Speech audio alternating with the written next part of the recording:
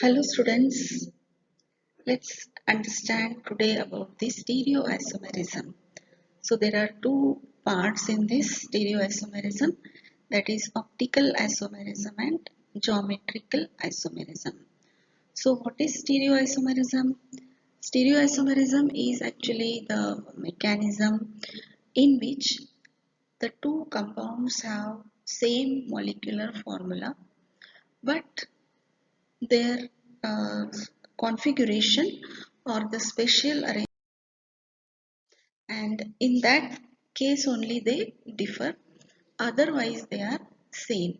So all such compounds in which the two isomers are having the same properties, having the same molecular formula, but difference in their spatial arrangement are actually the stereoisomers. So first we will study about the optical isomerism. That is the first criteria of the stereoisomerism. So first let us understand optical isomerism. It is a type of stereoisomerism in which the isomers have the ability to rotate the plane of polarized light. So here is a new term, that is plane of polarized light. So what is this? Actually, there is an instrument which is known as polarimeter. This polarimeter actually measures the angle by which the plane of polarized light is rotated when an optically active compound is kept in the place. So, all such compounds which can rotate the plane of polarized light are called as optical isomers. So, optical isomerism and optical isomers. Optical isomers are also called as enantiomers. So, what actually the solution when it is kept in the polarizer, in polarimeter, then it actually rotates the plane of polarized light, and all such compounds which can rotate the plane of polarized light, they are said to be optically active, and that is how they are optical isomers. And this property is called as optical activity. Now these isomers have, as we have discussed earlier, they have the same structural formula but they have different configuration, which means they have different spatial arrangement. But the rotation by which they rotate the plane of polarized light is just opposite. Although it is equal, but it is just opposite. So ordinary light, which actually disperses the light, ordinary source of light disperses the light in all the directions, and when it is kept in polarizer, it changes into plane polarized light. So this can be this polarimeter can be used to measure the optical activity of the compound. So we can see in this flow diagram where the polarizer converting the ordinary light into polarized light, and when this polarized light is passing through the sample solution, and if the sample is optically active, then we can see that the polarized light is rotated to some extent. Now this polarized light is rotated either clockwise or anti-clockwise. That means it may rotate to right or to the left. And depending upon that, we can further categorize these optically active compounds as dextrorotatory or levorotatory. So what is dextrorotatory? The compounds which rotate the plane of polarized light to the right, then they are dextrorotatory, and that is indicated by sign plus.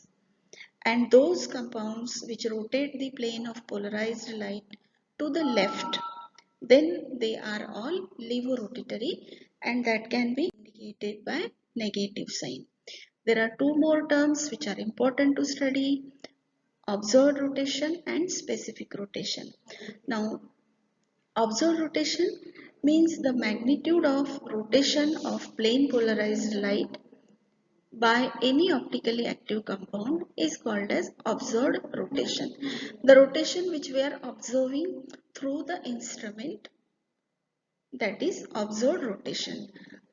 And in order to understand the specific rotation, first we need to understand that the degree of rotation depends upon four factors, like what is the concentration of the solution, what is the path length.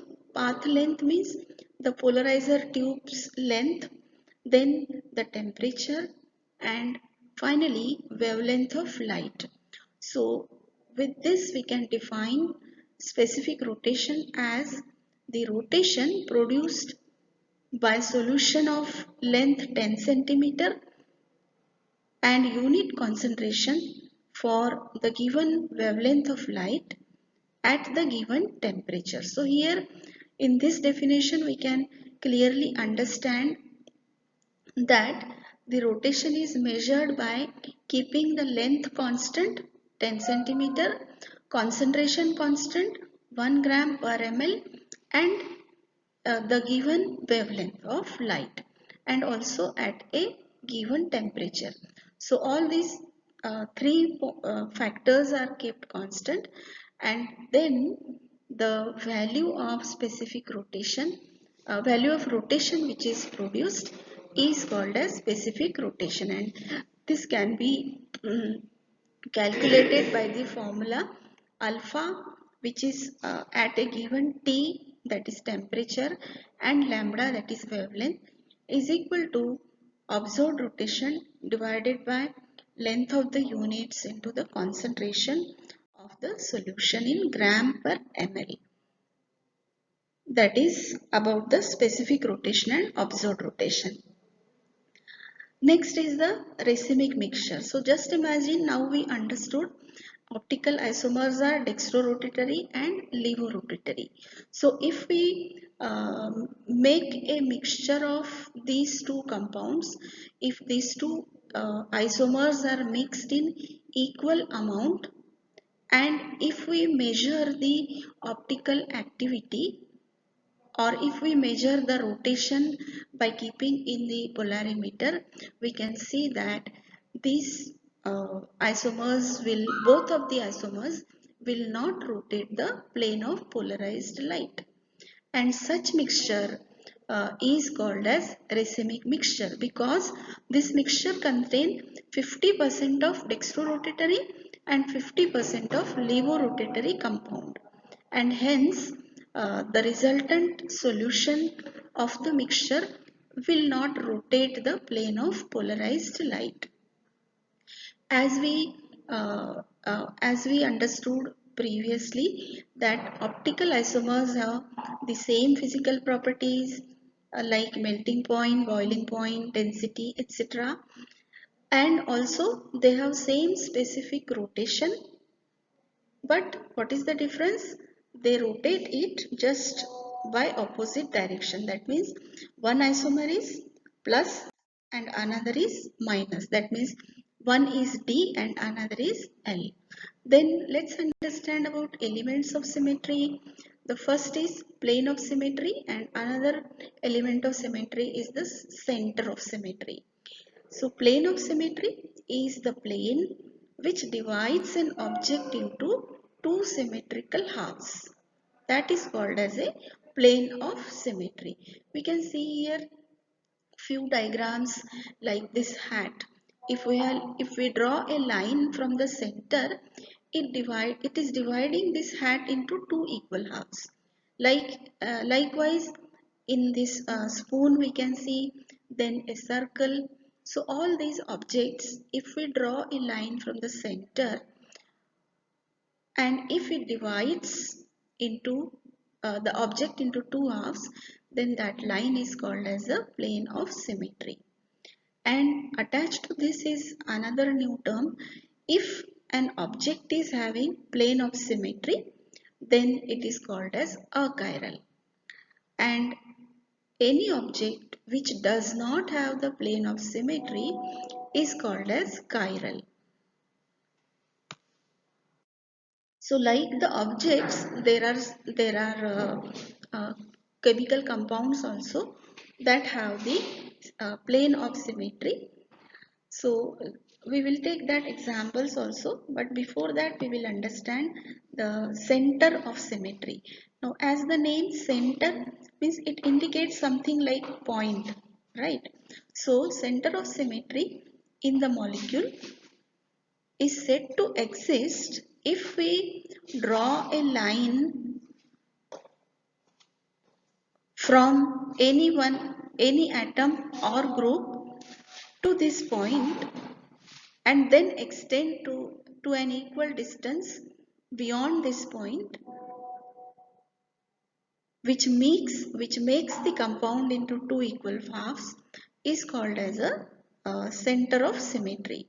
So it is, in simple words, it is a point from which if we draw lines in opposite directions, and if that line divides the compound or the object into two halves, then it is called as a center of symmetry. So here is an example. We can see one for center of symmetry, that is 2,4-dimethyl cyclobutane 1,3-dicarboxylic acid. This is having a center of symmetry, and the molecule of mesotartaric acid is having the plane of symmetry. So a chiral molecule, as we have understood, it is any molecule which uh, which have the center of symmetry, or which is the mirror image of each other. So a chiral object cannot be superimposed on its mirror image. We can see chiral object means it is actually an object, for example a molecule which is having four different groups which are attached. uh, if we take an example of a simple object like our hand, if we see our left hand and see its mirror image, we can see the mirror image of our left hand is not a left hand. It is like a right hand, right? So that means they two are not equal. The mirror images are not equal because they cannot be superimposed. So we already understood what is chiral molecule and achiral molecule. Chiral molecule, we have seen the compound which contain chiral carbon. That is, the carbon which is bonded to four different groups is called as chiral carbon. It is also called as asymmetric or dissymmetric carbon. So here are the two different compounds, and the central carbon, which is depicted as the chiral carbon, because we can see it is bonded to four different types of groups. A molecule or an object is said to be chiral or dissymmetric if it is not superimposable on its mirror image. So this property of non-superimposability is called as chirality. So for chiral compounds, we can say that it is a symmetric carbon that is bonded to four different atoms, and secondly it forms non-superimposable mirror image, and if these two conditions are followed, then we can say that it is having the chirality property. So such molecule definitely will not have the plane of symmetry, and all organic compounds which contain one asymmetric carbon, they are optically active, like we have seen in case of lactic acid. The molecule or object which is a non-superimposable mirror image is called as non-symmetric or achiral, or asymmetrical. Then another important, if we want to draw the three-dimensional structure of a molecule on paper, then it becomes very difficult to understand. And this has been proposed by Fisher by the name Fisher projection. And if we understand this, we can easily draw any three-dimensional structure on the paper. So here is an example of again the same compound, lactic acid. We can see here a lactic acid molecule with two isomers, and we will understand it. The carbon chain, how to draw is the carbon chain of the compound. First of all, we have to arrange vertically always. With the most oxidized carbon, we have to keep at the top, or we have to put the carbon number 1 at the top. Once we arrange it vertically, then we have to represent the chiral carbon at the intersection of the cross line. So we have to take care that the chiral carbon will come at the center. Then the groups which are attached to the vertical lines are understood to be going back, that means behind the plane of the paper. Thus the vertical lines usually represent the bonds which are going away from the observer. The chiral carbon is in the plain paper. And the groups which are attached to the horizontal lines, they are understood to be coming forward out of the plane. That is how the horizontal line will actually represent the bonds which are coming towards the observer.